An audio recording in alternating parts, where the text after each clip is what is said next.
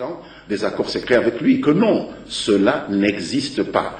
Nous constatons simplement que le Rwanda, mis sous pression par la communauté internationale, essaye probablement de retirer par petits groupes. Je pense que demain, on nous parlera d'autres militaires qui auraient été déployés sans que nous ne le sachions dans ces régions-là. Non, j'insiste, il s'agit d'une exfiltration déguisée. Il est important également que vous reteniez que nos amis rwandais qui prétendent être venus dans une opération de surveillance de frontières qui avait été convenue en son temps, n'ont pas voulu sortir de chez nous par une frontière contrôlée par les FARDC.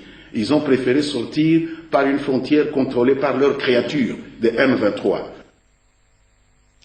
Participation marquante de la République démocratique du Congo au sommet de pays non alignés à l'Iran, la RDC vient d'obtenir la condamnation de la guerre dans l'Est et l'appui de pays membres. Daniel Moukoko Samba, vice-premier ministre, ministre du Budget, a représenté le pays à ses assises. Dans sa suite, notre consoeur Françoise Boulabouaki. Profiter de toutes les tribunes qui lui sont offertes pour réclamer ses droits. Ici à Téhéran, au sommet des États non alignés, la RDC a sollicité et obtenu la condamnation de la nouvelle agression dont elle est victime depuis plus de 100 jours dans l'Est. Le porteur du message du chef de l'État, Joseph Kabila Kabange, devant au moins 120 pays, c'est le vice-premier ministre, ministre du Budget.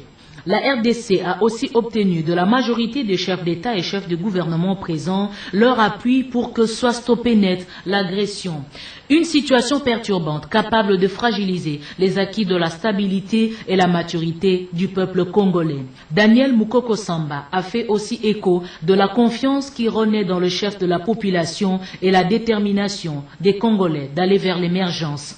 Face aux différents conflits qui opposent les États membres, le mouvement a pris entre autres résolutions la mise sur pied des structures propres, des résorbations des crises internes au Mali, en RDC et entre les deux Soudans. Concernant la Syrie, le chairman Ahmadinejad a proposé un plan de paix. L'Égypte vient donc de passer le bâton de commandement du mouvement à l'Iran. Rendez-vous dans 3 ans pour un nouveau sommet. Exfiltration déguisée, c'est-à-dire qu'on essaye d'éliminer à cause de la pression de la communauté internationale et des révélations qui sont faites quotidiennement par des militaires rwandais qui sont